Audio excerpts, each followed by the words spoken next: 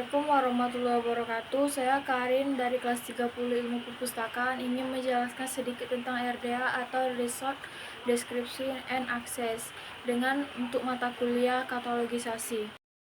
RDA atau Resource Description and Access adalah standar katalogisasi yang digunakan oleh perpustakaan di seluruh dunia untuk mendeskripsikan dan mengakses sumber daya informasi.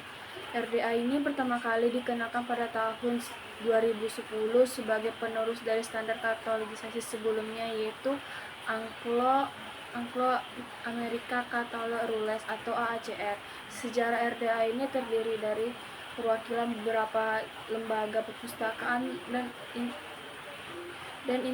organisasi nasional.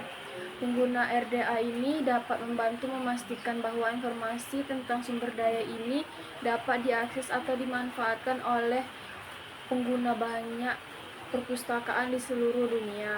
Tujuan dari RDA itu dalam katalogisasi mungkin yang pertama meningkatkan aksesibilitas, yang bisa untuk akses itu lebih mudah, contohnya kayak materi cetak, digital, audio, visual, dan lainnya. Yang kedua adalah mendukung dunia digital yang semakin sekarang ini kan makin seiringnya dunia digital itu kan makin penting kan, makanya dibikinkan koleksi digital atau online. Yang ketiga itu memudahkan pencarian untuk temuan. Ini nih biasanya untuk lebih efisien atau lebih akurat itu untuk mencarinya. Terus yang keempat ada menggabungkan data. Menggabungkan data ini memungkinkan perpustakaan untuk memanfaatkan sumber daya dari berbagai komunitas atau koleksi. Yang kelima ada mendukung lingkungan kerja perpustakaan modern. Ini nih RDA ini kayak merancang memenuhi kebutuhan perpustakaan di era digital. Yang keenam meningkatkan berkesinambungan internasional. RDA ini dapat diterapkan secara global, memfasilitasi kerjasama dan pertukaran informasi di antara perpustakaan di seluruh dunia.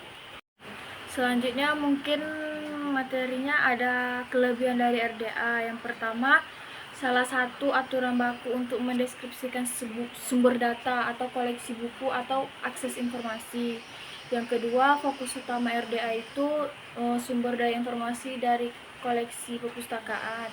Yang ketiga, bersikap fleksibel sehingga dapat digunakan oleh masyarakat informasinya tuh di luar lembaga perpustakaan. Yang keempat, terus faktor kendala penerapan RDA di Indonesia ini yang pertama adanya problem bahasa asing. Konsep ini nih umumnya tuh kayak biasanya pada bahasa Inggris, masih belum tersedia dalam bahasa Indonesia. Yang kedua, permasalahan lainnya tuh kayak didukung dengan aplikasi. Konsep baru RDA ini kan meskipun berkaitan dengan konsep AACR tetapi membutuhkan modifikasi secara teknik sistem IT untuk menyesuaikan kebutuhan baru RDA. Yang terakhir, penerapan RDA ini dianggap sebagai lompatan untuk pemikiran biar agak lebih cepat gitu untuk dalam katalogisasi secara digital. Yang terakhir, mungkin khawatirnya perpustakaan mengenai ketidaksamaan persepsi ini dapat dari kebijakan RDA atau pelaksanaan dari sang pemakai gitu. Baiklah, mungkin segitu materi yang dapat saya sampaikan. Lebih dan kurang saya mohon maaf. Assalamualaikum warahmatullahi wabarakatuh.